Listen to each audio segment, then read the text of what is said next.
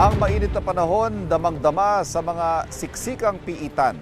Kaya naman ang mga persons deprived of liberty sa New Bilibid Prison sari-sari ang diskarte para mapreskuhan.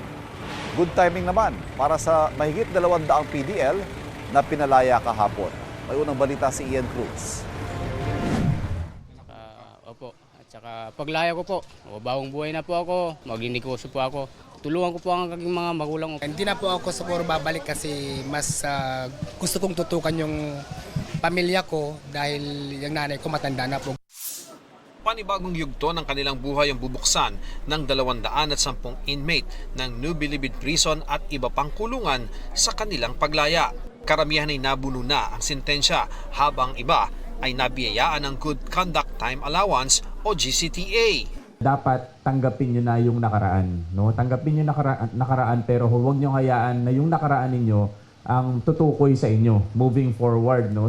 Sa buong bansa naman ay mahigit 1,000 ang pinalaya ngayong Marso. Malaking kabawasan din sa mga nakapiit sa mga kulungan lalo ngayong tag-init.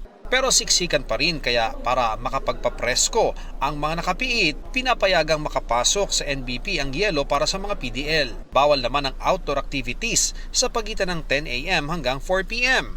Na-procure na yung sando, nilalagyan lang ng tatak, tinatatakan na lang. And then yung parang industrial pan, para umiikot yung hangin, nandun na rin.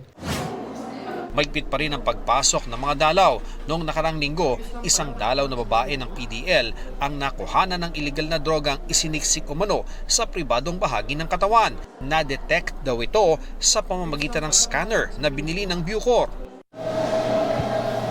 Ganito yung full body scanner ng Bucor, kaya naman sa paraang ito wala nang kap-kap na nagaganap dahil merong mala x-ray dito na kung saan nga nakikita nagkakaroon ng pulang marka kapag may foreign object gaya ng mga bakal at iba pa at dahil dyan naman nagko-concentrate yung mga jail guard para mahanap kung sakali bang may kontrabando na pwedeng ipasok dito.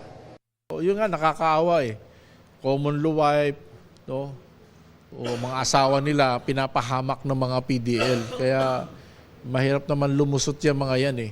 Kasi yung mahal din yung scanner, 20 million yung pagkabili natin dyan, di naman papalya. Ito ang unang balita. Ian Cruz para sa GMA Integrated News. Kapuso, huwag magpapahuli sa latest news and updates. Mag-iuna ka sa balita at mag-subscribe sa YouTube channel ng GMA Integrated News.